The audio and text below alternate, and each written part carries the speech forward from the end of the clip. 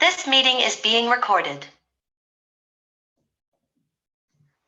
Hello, welcome back. Thank you so much for joining me again. I'm super excited to have this guest on today. We've been scheduled a couple of times to do this, and like I always say, I believe in divine timing, and so the timing of this going out today is perfect. But I'm really excited to welcome Irene onto the show. I'll just introduce you first, Irene. Irene is a business coach who specializes in visibility and embodiment of authentic expression through content and brand. Welcome, Irene. Thank you so much for having me. I'm so excited for this chat. Me too. And I'd love to just share, first of all, something that I've just found out about Irene. And I'll share the backstory as well as to like how I came across her and how I knew she was so right for the podcast. If you check out Irene's content, you will see it won't take you more than 5 seconds, and not even that, to just realize that she is fully expressed and is literally like what I bang on about all the time. You want to feel genuinely okay in who you are and being who you are, whether you are on show or not. Like, that's true embodiment, showing up in your spaces and online, in your marketing, wherever, in all of those places, showing up authentically, because that's when you're in alignment. And whatever that means for you, like only you are going to know that. And I came across Irene, I think I saw her, I saw her in a masterclass, and she was on some hot seat coaching, and I just connected with her. I liked her energy. Like, I feel energy, so I liked her energy. I went and connected with her. She sent me a message, and this was ages ago. Sorry, Irene. I'm aware, like, you barely said 2 words yet. I'll get there. Hang on a second. I connected with Irene in the DMs, and I just knew I could feel energy. Her energy is amazing, as you'll find out. And she seems well established in her business, and I've just found out she's only been doing it a year. So I'm so excited to share Irene with you. You're going to learn so much from this conversation. Welcome, Irene. Thank you so much for having me. And everything that you just said in the introduction, it's like energy doesn't lie. Energy doesn't lie. And what you said about being fully expressed, I'm a firm believer in who you're being behind the scenes. There's this thing that was put in my head when I was a kid about, I dropped a piece of trash or something one time, and I was like, I saw the piece of trash running by, and I was a kid, and I was like, oh, that's not mine, I'm not gonna pick it up. But then I thought, oh wait, but if my dad was watching me from far, he'd be like, Mija, pick up that trash. Like, it's like, that's your world, it's the home. So I always had it in my head, if somebody is watching me, how would they think about how I'm living my life? And as I started working online, the same thing. Like, if there was a camera following me all day, am I going to be proud of how I'm living my life behind the scenes? I love that. And you can say that and feel good about that because of all of the work you've done on yourself. I can imagine that triggering some people who might feel like that, as if I need that extra pressure on me kind of thing. But when you do this work to feel genuinely okay all the time around the relationship that you have with yourself, then that feels good to say. And I completely feel that. Like, I feel that would feel good for me to know any of my clients or my podcast listeners or people who follow me in my community, they can watch me in and outside my business. I'm so transparent, and I'd be totally okay with that, because I'm okay at showing up and sharing when it doesn't feel good to be online today, so I'm not going to be online, or today was shit and here's why. And just owning it all the way. It's never okay to expect to feel perfect or display perfection. It's so damaging. And before I came to do this work in business mentorship, I was helping people with their mental health generally. So all of that stands, and then the business stuff is on top of it. But it's how we feel about who we are that comes way before your business, right? Yes. And, and I completely agree. And it's in that being fully expressed, it all starts with being fully expressed to yourself. Yep. I'm an open book online. Not that everybody has to be, but I do love to share my past, my vulnerable stories, even what I'm currently navigating, because I feel my opinion is, by not sharing that, subconsciously you're telling yourself this thing is wrong. You know, and I have a firm belief also when I share something vulnerable to make sure I've worked through it. It's not fresh. Yeah, It's not definitely. fresh. But I feel like when you hold yourself back deliberately, whether it's because of what somebody's going to think or whatever the why is, you're subconsciously telling yourself it's wrong. And if it's because, let's say, you're sad, you're deep down telling yourself it's not okay to be sad. And Yeah. we want to experience a full spectrum of emotions. They're all okay. Yeah. Beautiful, actually. Yeah, exactly. Our emotions are just a guide. That there isn't any right or wrong emotions. It's just energy in motion. That literally is it. So yeah, I love that so much. Part of me there was just like, shall I stop and turn my hotspot on? Because I'm not sure about the quality of sound, but I think it's okay. I think we'll carry on. Yeah, so I would love to know, that's not going in the podcast, by the way. I would love to know, Irene, what is your why? Like, why do you do what you do? Oh, you know, there's two big reasons why. The first one. So in my early 20s, I got Bell's palsy. You know, if you do know if you don't are unfamiliar with Bell's palsy, it's half of your face is completely paralyzed. So I woke up on my birthday. I was in college. I was a communications major. I had an internship at a alcohol distribution company to where I was on TV at the time. I didn't want to be on TV as a career, but it was part of the job. So I was doing commercials. And I woke up my birthday, the left side of my face was completely paralyzed. I thought I had a stroke in my sleep. So, you know, I'm in my early 20s and I'm like, my confidence was gone. My confidence was completely shot. And I had to wear an eye patch on my face for about 7 months going in college. I had to tape my eye closed. I couldn't talk, right? Liquid would drip out of my mouth. It's a long time. You know, I thought my life was over. Yeah. You know, I'm like, I gotta find a new career. Oh, don't talk to me about dating. You know, when you are dating, what do? You look somebody in the eyes. You get intimate, like, oh, baby, you know, like you make eye contact. Intimacy was a no. So I reverted to using my body to connect with men. And that disconnection, that went on for a solid 10 years. And that expanded into connecting with friends even, you know, I couldn't make eye contact. So I became the biggest people pleaser, everybody else first. And I lost my way completely. So in that main disconnection, I didn't even know that was a thing. So that's the first thing that took me out of my body. And then what made me realize, okay, there's more to life is fast forward now to about 10 years. Now I'm about my early 30s. I had a tragedy happen. I found my best friend dead at my house. He passed away at my house. Yes.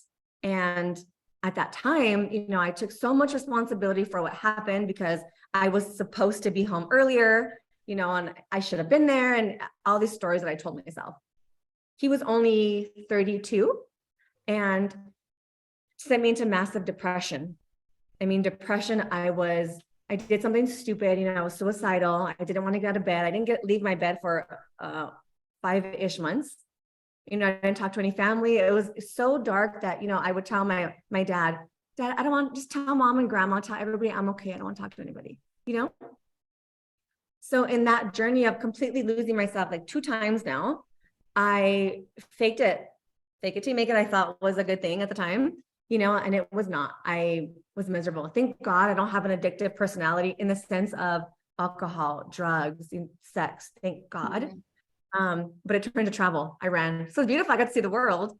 Anyway, bringing myself back home and really losing myself to find myself again. And like my motto for life is lust for life. And as cheesy as it sounds, YOLO, because you could die tomorrow. As harsh as it sounds, you could fucking die tomorrow. What are you going to do for today? So losing myself there, my why comes into that passion of teaching women to embrace the moment that is. It doesn't matter what your past is. Like, yes, we want to plan for the future, but think about right now, because the future, of course we plan for it. But if you don't wake up tomorrow, that's out the door. Yeah, I love it so much. Yeah. It's just a game changer when you just think like get some perspective, and I've said this to clients, more my non-business owner clients, the ones that have been in survival mode and getting out, like a reframe for you. If you feel like you're depressed, you wake up, you feel like it's hard to find what's good. Well, imagine you're waking up and you've been told that you've got 6 months to live. That's a game changer. You will instantly feel grateful. You will feel different. You will shift your own energy because it just gets you to zoom out. And so I love that so much, because we get, as business owners, we get so stuck in the, why is it not happening yet? What am I doing wrong? And it's like, no, this is what I teach too. It's like, you put yourself first. When you thrive, your business will thrive. When you feel abundant for everything in your life right now, even if you're right at the start of your entrepreneurial journey, you be grateful that you have a skill set that you want to share with the world. You be grateful that you feel that inspiration to do this work. You've got so much to be grateful for, and you get more of what you are, not what you want. So get yourself out of lack right now. And you know, on that gratitude talk, I say this, I'm glad you brought that up. I say this all the time. The one thing that saved my life, and I'm not exaggerating, saved my life in that depression was, and I call it this, my stupid ass gratitude journal. Because I heard somewhere down the line, I don't know, it popped in my head to write down 3 things you're grateful for every morning. And in that depression, thank you, baby Jesus, something in me was like, do that gratitude thing. Just do it, Irene. For 2 years, without fail, not one day I could show you, bring out that book right now and show you every single day in that dark, depressed mode. I got that stupid ass gratitude journal out and wrote down 3 things I was grateful for. And in the very beginning of that journal, it was things like, I'm grateful I have a house. I'm grateful I woke up. But there were short things like that. But when I fast forward in like, let's say 4-ish months, no more than that, like 6-7 months, when I look forward, it's things like, I'm grateful for this job. Even though I hate it, it provides me a beautiful way to live. I'm great. And at one point, his name was Zach, the guy that passed away. At one point, I said, finally, I'm grateful for Zach leaving me because he sacrificed his life so that I could live. What the hell?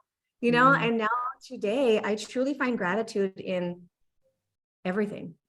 Yeah. And it's a natural thing when shit hits, something quote, quote, bad happens or unideal. I don't care if it's yesterday. I got the wrong order of my favorite meal. I was so hungry. I was like, oh, but I'm grateful, you know, because I can try something new, expand my taste buds.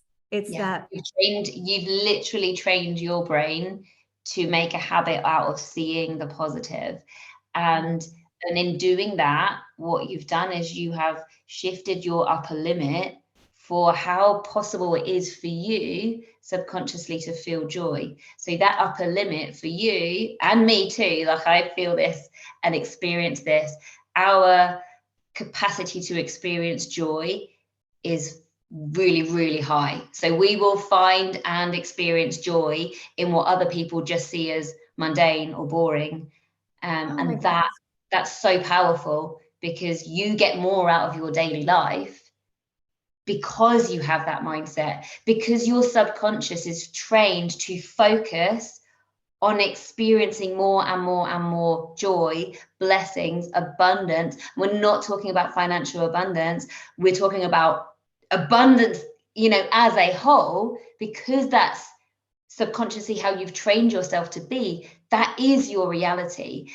And it's amazing, when I heard you say before I hit record, it's amazing to hear you say you've only been in business a year, and that this is the first podcast that you've been on. And you were like, I'm curious, why have you asked me on here? And I was like, because your energy is fire. Like, I'm really surprised that this is your first podcast recording, and you attract experiences like this because of your energy and because of your mindset and because of this work that you've done. It's really, really inspiring to hear. Oh, that's beautiful. I love what you said about the upper limit, the capacity to experience joy. The way you worded that it's so true. Finding joy in the mundane things. Yeah. So many people just don't allow, and it's fine. Like, it's understandable because of what we are programmed as, you know, growing up. But it doesn't have to be that way. You can change it. You can everything. You know, there's a story that you can tell yourself inside your mind, but you have the power to change that story straight away. Like, so it's just about training your brain, training your mindset. And that is so powerful. It just makes you experience way more joy, and that upper limit can just shift up and up and up. Can I ask you then, what brought you to, like, how did the business start, and how are you here where you're at, like all that you've achieved in just a year? Like, keep going with that story. It's so inspiring. Yeah. So at the time I live in Las Vegas and I work at a seasonal job. So at the time I was working only in summer. And when summer was over, I had the time to, normally what I did was travel. I would travel I had 4 months off. Work summer, I had 4 months off. Normally I would travel. And that year, I was like, traveling I want stability. I want roots. I don't want to be traveling this year.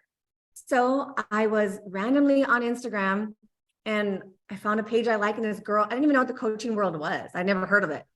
And this girl had her profile picture was this bright yellow thing. I didn't follow this girl. It just popped up on my thing. I'm like, oh shoot, let me see what that is. Clicked on it.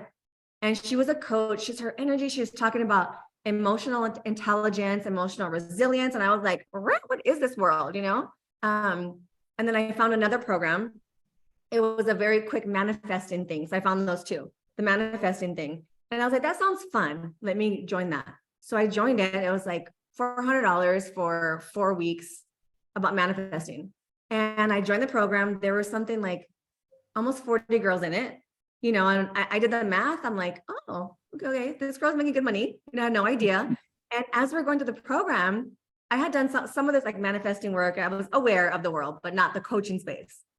And literally, Jenna, I thought, I know all this. I could teach this, and then the moment I saw the girls, I mean, they won't see me in the podcast, but looking at the screen, putting their heads down and writing, and so like into what they were learning, my heart lit up and I just felt so emotional. Like, this girl is teaching all these women on this call. They're going to change their lives.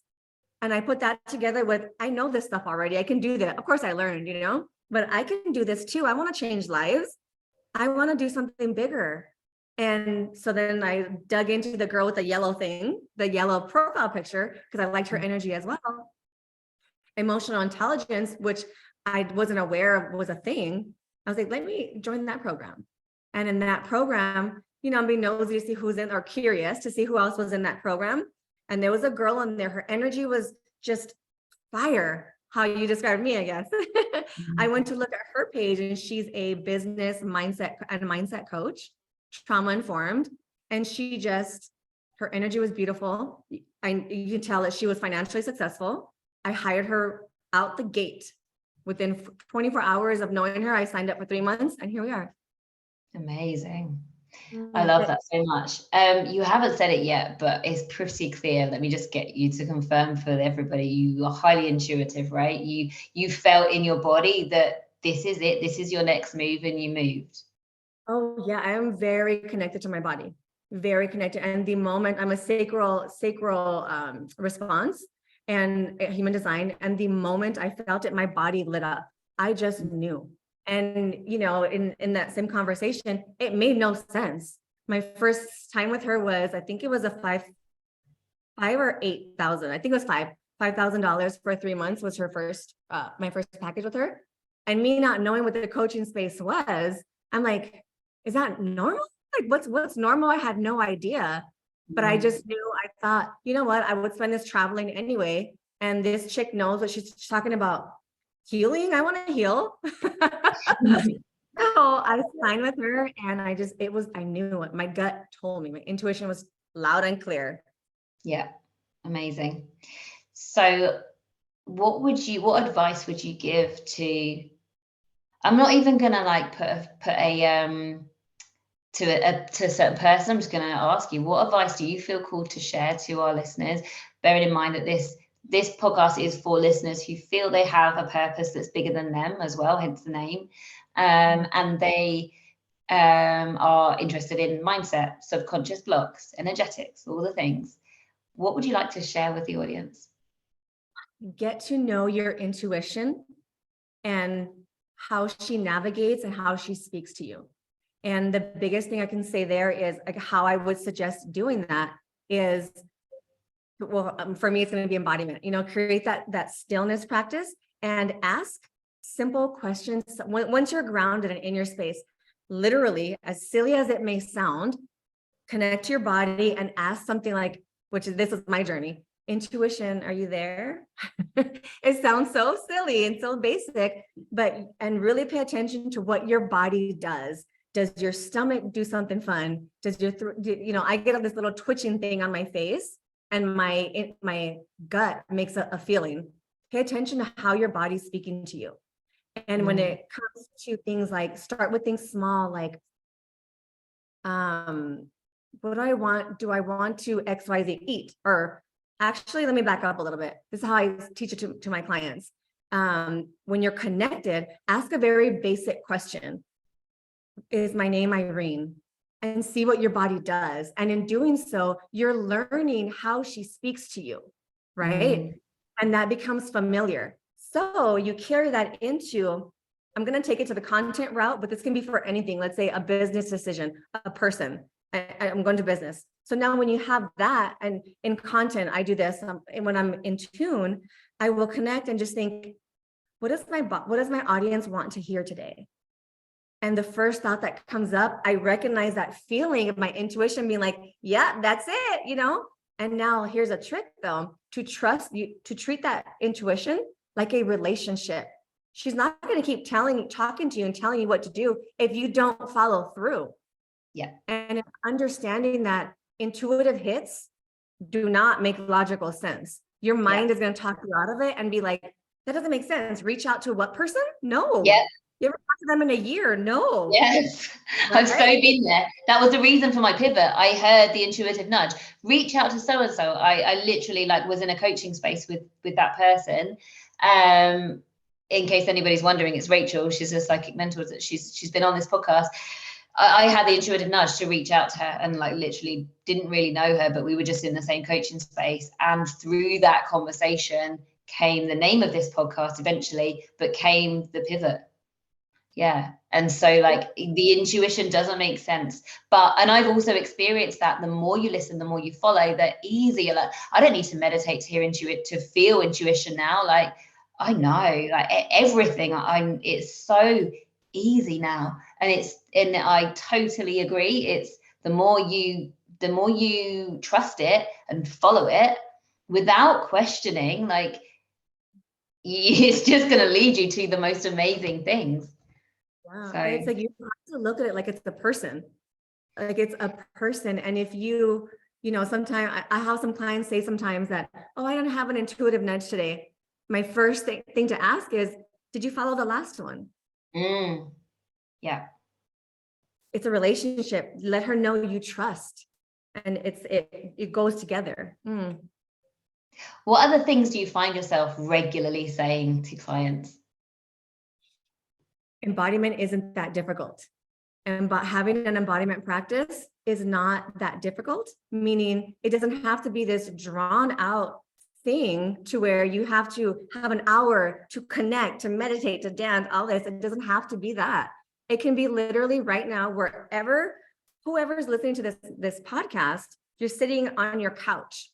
You can close your eyes, ground yourself by simply feeling your body on the earth. Feel the seat that you're sitting on, the contact point. Then bring your attention to your chest. Visualize your chest moving with your breath. Connect. Then think of your senses. With your eyes closed, what do you see? Probably black or red, whatever you see in your eye. What do you see? What do you feel? What do you taste? Smell? All the senses. We overcomplicate that. And that's a gateway to connecting to your intuition. I'm just like, I can drop in. I just know, you just know. But in the beginning, I did need that space and time and meditation. Yeah. So that embodiment, it's so important, and it's not that difficult. We overcomplicate it. Amazing. What else? On the same note of embodiment, even in habits such as washing dishes, one of my favorite embodiment practices to connect with yourself and give yourself that self-love, because essentially your relationship to you is the most important relationship ever. Amen. And if you listen to this podcast regularly, you have heard me say that. And one of my favorite simple embodiment things to do that we all do every single day already, when I'm applying lotion on my body, instead of slapping it on and just, getting through it, fighting like that. It still takes 30 seconds or however long it takes. You get the lotion and just visualize it on your skin, feel it going, and give yourself love for where that lotion is going. Mm. It's changing, and it's in the small things, the small habits of day that compound and strengthen that relationship to yourself. Yeah, how you treat yourself, like the small things add up. It's like that thing, how you do one thing is how you do everything. So how you treat yourself in one way is telling. Yes. Those are the biggest things that it will change your life. How? Like, I get it. You don't need to tell me, but how? Like, if you imagine that somebody's listening and they're like, okay, that's interesting, but how would it change my life? It's about really giving you the opportunity to experience life. It's like, it's one thing to go through the emotions, and life is this short. Life is from years, right? And going through the motions, you don't get a chance to feel, to love, to know what it all is. This thing that I talk about, lust for life. It's one thing to move through life and love life, but when you lust for it, you crave all of the experiences. And in doing so, you learn to navigate, understand, and feel the ups and the downs of life. We were just talking before on here about navigating hard times and normalizing the hard times just as much as we normalize and love the up times, because it's about duality. You have to have one to have the other. So when you can appreciate the ups of life and the downs, you can appreciate it all the same, because it is all the same. Yeah, it's just embracing life as it is without trying to control and essentially create resistance by questioning and wishing it were different. It's just, no, this is it. Nothing, it's like I say, nothing in life is positive or negative. It just is. It's how we respond to it, our perception, that makes it our experience. Yeah, the perception of it's like the lens in which we view the world. Every time in speaking mindset, when something comes up that isn't, let's say, I don't think anything is good or bad, just not ideal, let's say, and there's that activation, triggering activation, whatever you want to call it, just a feeling. The first thing, it's different now, but in the beginning of my journey, I would ask myself, okay, 3 questions. If it's to do with somebody else, what's mine in this? Something happening, what's mine? Okay, yeah, okay. And chances are a lot of times it's something else in my past that's making this situation feel 10 times harder. What's mine? What exactly about this thing is upsetting me and bothering me? What do I feel, and where is that in my body? Then the other thing, what's this other person's? Oh, there might be some projections. There might be some assumptions. Let's get that shit. Let's clear it up. Then the last thing, what's ours collectively? And 9 out of 10 times, the collective energy of whatever's going on with that person is not what you thought it was. And understanding that people are allowed to have their journey. Nobody's wrong. They may just not be for you. It's they're having they're just another human having their human experience. And when you realize that, you're able to forgive, because forgiveness is not about the other person, it's about you. And when you can do that, that joy that we're speaking of is able to really be felt. Yeah, you literally create space for joy when you do the healing work, the forgiveness, all of those things. And I love what you said about everybody's always doing their best with the resources that they have. They are reacting to a situation based, literally, this is how the brain works. Like everything that you're currently experiencing is going through this filter in your mind subconsciously, like to keep you safe, basically to keep you alive. It's like, what have I experienced? What is this subconsciously reminding me of? So therefore, how should I feel in this moment? And you're not conscious of it. So we don't understand, and until we do this kind of curiosity work, why we feel triggered. We just feel the way we feel. And when it's got to do with a relationship, like I heard this, I don't know where I heard this, but about 8 months or so ago, I heard this thing where it's just like, a relationship is a concept and it's in your mind. And how you feel about a relationship is in your mind. And that relationship, even if it's like with your husband, for example, like mine and Tom, we're so close, but how we see our relationship is in my mind and his mind. So the more you can communicate the more that relationship harmonizes and you get on the same page. And without the communication, you stay in your assumptions and your beliefs, and you create stories based on past experiences. And that's the relationship. That's how you view the relationship in your mind, but it's only ever in your mind. It's not real. Yeah. And, in that same thing, the communication and knowing the lens in which you see it, we're talking relationships, and in the same breath, the relationship to yourself also. And I think a big thing also I love to say and share is to put yourself in situations where those questions and thoughts come up. And what this can look like is, in my opinion, the most basic way is, let's say, a guided meditation, or if in masterminds and things like that. Yes. But when you're alone, that's going to ask you questions like, oh, I just love this so much. Let's say you're in a meditation, it's a guided, and it asks you things like, how much do you value yourself? When do you explore that? And when you're in that meditation or in that group setting, whatever it is, when do you take the time to really ask yourself that question? That's what I mean by put yourself in situations where these questions are asked. Or if you're the person that likes to journal, look up journaling, shadow work journaling prompts, and take the time to go through them and get curious. That age-old saying, curiosity killed the cat. No. Curiosity heals. Curiosity heals. And I think that will change things, because it forces you to ask yourself those questions and get curious. Why? Where'd that come from? And there's where that relationship with intuition comes in too. When you ask yourself, it's believing the first thought that comes up. It may be, I don't value that much. Okay, well, why, babe? Why? The first memory that comes up, explore that. Trust that intuitive bit. Yeah, I love it so much. So powerful. Can you talk to us a little bit about, I don't know, Irene, what else do you want to talk about? This I wasn't going in, by the way. Yeah, and the same thing. So I made a comment earlier about fake it till you make it, and me not loving that, duality, right? Duality.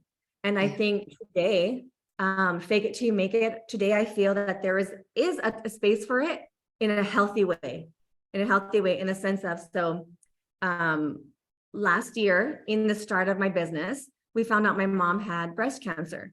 And, at the start of your business and being an online presence, energy is everything. And I gave myself permission to fully step away. And thank God I had a mentor to help to just be there with me and keep business things that I had going, because I would have completely let it go, because I was new in the world, in the coaching space. So I learned to hold both in duality, in the sense of, okay, after I completely disconnected for about a week or so to spend time with my family, with my mom, and work through my own emotions, and then found a way to healthily compartmentalize it and show up for my business and show up for my clients and separate that, because my clients pay me and I want to help them, to show up as my full self. And if I am having these thoughts about my family, my mom, and all the things that are tearing me down, bringing my energy down, which is natural and okay, how am I going to do both? How am I going to be able to fully support my clients, to support my business and show up online? So being able to hold both, hold duality, is crucial in life. So now I think, let's say you, for some reason, real estate agent come into my head. I don't know why. So you're a real estate agent and you're on your way to show a house, and you get in an argument with your partner in the car. How are you going to do that? Or you got some bad news, but the client's there. What are you going to do? Okay. All right. I can mentally visualize myself folding this thing up like a piece of paper, filing it away in the file cabinet. All right, let's go time. Handle business. I got this. This will be there when I come back to it. And learning to, there comes in that healthily compartmentalize. So essentially, fake it till you make it for a bit, as long as you are conscious and know I have to go back to it. I'm going to come back to it and work through it. At the same time, like, all that totally true, but it's coming from you, and you clearly trust yourself, you clearly back yourself, you clearly so in alignment with what you're doing that you don't need to be a certain way. You just show up as yourself. And that's the key, isn't it? Like when you're so in alignment with what you're doing, you can feel so shit before a client session and feel 10 times better after the client session. That's what tells you you're in alignment, when your work energizes you. And not necessarily that you're in alignment with your work, but when you've got soul aligned clients in front of you, because you could be doing your dream business, but if you're not attracting soul aligned clients, they're going to de-energize you because they're not an energetic match for you. So both of those things go hand in hand. Yes, be in alignment with the work that you're doing, but also be your true authentic self, show up and do that inner work so that you feel safe, so your nervous system feels safe for you to be genuine and authentic, so that what you put out gets an energetic match for you, so you can attract your soul aligned clients, because that is when it's going to feel so incredible, when you're literally going to be like, how am I paid to do this work? I love this so much. And that comes from doing the inner work. You can't fake being genuine online. Like most of our communication is nonverbal, and this is it. You cannot fake being confident in what you do, or being confident about getting the results for your clients, or being confident about your pricing. No, you will not lie. Your body will not lie, and people read. Like, our communication is read subconsciously. It's how we stay alive. As tribesmen, we couldn't wait for somebody to hear the word run for your life. We just read body language. So this is what we're doing now. When we're watching people online, we're subconsciously reading body language, and we're picking up all sorts of stuff in the way people say things that we don't consciously know. All we do is read how we feel, and whether we like somebody's energy or not, it's all in there. It's in that nonverbal communication, and you cannot lie with that. And so that's why all of this work that you and I both do helps people to feel so 100% truly happy with who they are before we even get started on the business and showing up to attract your soul aligned clients. It's about the inner work to be truly safe in your own relationship. Safety comes from within. You are speaking to my soul right now with that, because I always say, being confident, authentic, and yourself online and fully expressed is first about understanding who the fuck you really are. We lose our way from childhood to adulthood. We lose our way. We do lose ourselves. We're conditioned. And yeah, exactly. We pick up the limiting beliefs. Right. And it's in that deconditioning let me rephrase this. In order to show up as a fully expressed woman, you have to know who you are. Mm-hmm. And to know who you are, you have to do the inner work to decondition and come back home. Yeah, because it's like removing, sorry, go on. It's like removing all of those layers that aren't yours, that you have picked up through childhood, through messages, through other people's projections, other people's insecurities. You pick them up and you form these limiting beliefs in the subconscious mind that make you be who you are today, because you don't believe it's safe to be who you truly are because of all the things you've picked up along the way. And it's about giving all of that stuff back, returning home to who you truly are. I'm really sorry I interrupted you. What were you going to say? Oh, it's a beautiful conversation. And it's like, you are literally, it's impossible to show up in the world fully expressed if you're not fully expressed in yourself. Mm-hmm. So I want to bring us back to that curiosity piece. It's like, okay, what part of you are you uncomfortable sharing? Do you want to be, let's go business route, silly on your Instagram, playful? Is it your sexy side with your partner?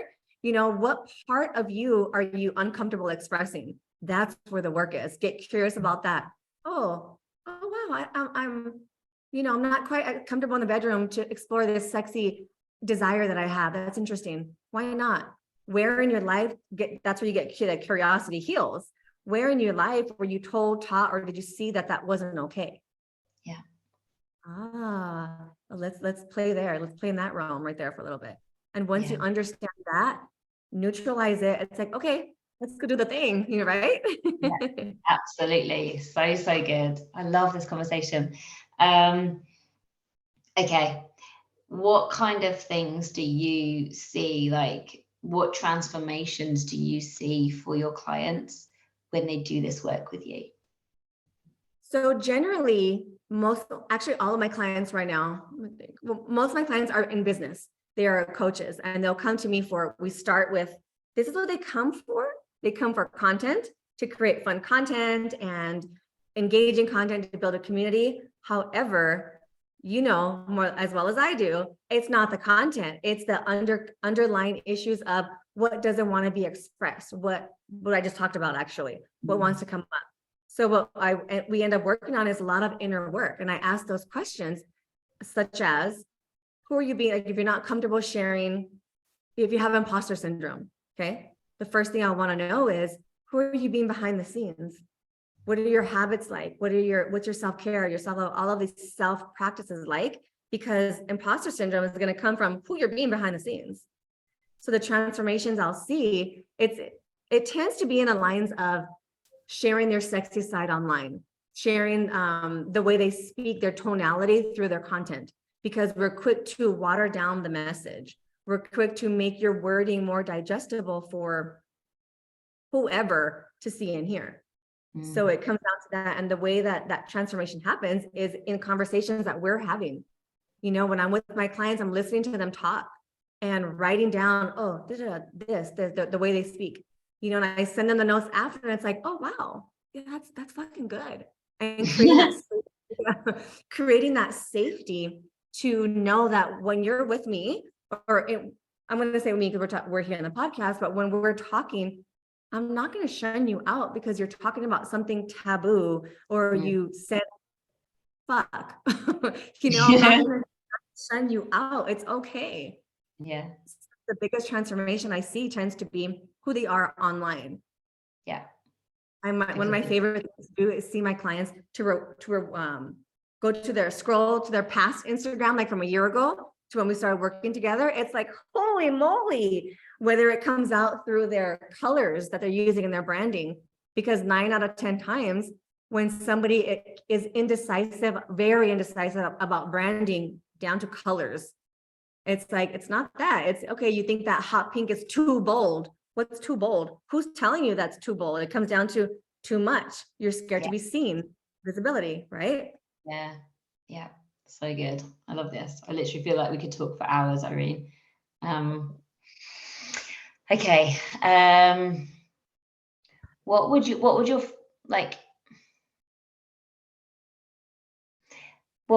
you love to share with somebody as like, okay, they've listened to this, what should they do next? If they're listening and they know, maybe they didn't know before this episode, but maybe they realize now, like, yes, I clearly am not fully expressed. Where the hell do I start with this work? Surround yourself with fully expressed women, whether that looks like following people like me, I'm good for I think me, following pages like mine, following and engaging in more pages like that. If these people don't exist in your in-person life, or you work from online, get yourself around that to normalize the conversations, to normalize this whole expression, and clean up. I'll say both. On your online, like, unfollow certain pages that don't make you feel good. Yeah. Fill it up with more that do, and stop spending time with people that are draining you, or that are whoever you think is judging you, whatever the stories you're telling yourself. Minimize your time with them. Yeah. Yeah. But even more importantly, one takeaway from this, surround yourself with more expressed women, whatever that looks like for you. Take a chance and go to a women's circle. Look up a women's circle in your local community. Go to a new yoga studio. Talk to a stranger in that class. Join a master class. Yeah, so good. So good. There's one thing that I just wanted to pick up on. What was that? Oh yeah. So what you said about follow women who are in a way like further ahead in their journey. Like if you're listening and you're not fully expressed, then look up and follow so that you can be inspired, so you can see what's possible. To, you know, what it's like to be fully expressed, like normalize that, right? And that is how you have got to where you are, like how you've collapsed your timeline, in a sense of you did that. You spoke about that earlier, about like you literally found out what coaching was and you backed yourself and you invested. Like my journey is the same. I wasn't even qualified yet in hypnotherapy, and I didn't have any idea what coaching was. Like I was led, like I probably, like, you know, divine timing. I totally believe all of this stuff, but you know, I resonated. I was like, "Ooh, coaching, what can this do for me?" Backed myself, invested, and haven't looked back since. And it is truly, and my clients as well, you know, some of my clients who have invested before leaving their full-time job, you know, they're trying to get their own business up and off the ground. They're collapsing their timeline so fast because they're backing themselves in this way. So it's like, doesn't matter what's happening in your, let's say, quote unquote, real life, because chances are you're not going to be surrounded by a bunch of entrepreneurs who just have this vision and dream and are going to do whatever it takes to get out there. The people around you, like I love it. I joked about being this country bumpkin girl when we first come on the call, because you're in like Las Vegas and I'm here in Southeast England. But it literally is like the online world is so amazing at allowing and giving you the opportunity to connect with like-minded people. And this connection here, for example, just happened because of Instagram, and you can get yourself in spaces where it's normal to have a big dream and to just back yourself and go. But if you're not in those spaces, you're this big fish in a small pond, and you just don't see what's possible for yourself. It's literally the most important thing. You know, I just want to say one more thing about this. In Las Vegas, where I live, coaching does not, in-person coaching does not exist. Like this space does not exist. And it took me, I needed, and I'm very mindful of when I use need versus want. Yeah. I legitimately needed my online community, the masterminds I was in, my coach, the friends I made through coaching, because if not, I would have lost my way 1000%, because that motivation, seeing what's possible, just like you said, it wasn't there. And when I went through that with my mom last year, there was moments where I really stepped away, because naturally I stepped away from talking to people and everybody. It did take a minute for me to get my momentum back, as far as I'm very passionate about what I do, but getting my momentum back about showing up, posting, being even in my practices and everything. And if I didn't have that circle to come back into, to remind me of, even at that level, who I was, to remind me of the bigger vision, to show me again what's possible, and to normalize, hey, you know what, I've been there, but look, I'm now, making XYZ, loving my life like this, or whatever it looks like. It's just imperative. Yeah. Thank you so much for everything that you've shared. Like, it's just, I knew it was going to be good, and it was. So bear with me. Let me just cough. Sorry. Thank you so much, Irene. I've loved this conversation. I cannot wait for it to go live and for people to hear everything that we've spoken about. Where can people find you? Come over to my Instagram. I'm actually getting ready. I'm actually even more inspired. This conversation lit me up to push up something I was going to plan for the end of the year, to get live embodiment practices going, because that in my business right now, what's missing is what you just asked me, the very beginner step. And it's such an important part of the journey for somebody who may not quite be ready for one-on-one coaching, so you can find me on my Instagram, and live embodiment practices will be a thing in the next 2 weeks. They'll be there. How exciting. I love that came through. Amazing. Brilliant. I'm going to take a bit of hit and run with it. Amazing. I love that so much. Thank you. And be sure to tag me, like when the first one is, I'll reshare it, because people will be familiar with you from the podcast. So I will drop that your links in the show notes. Thank you so much for being here and sharing yourself. This was so fun. See you all next week, guys.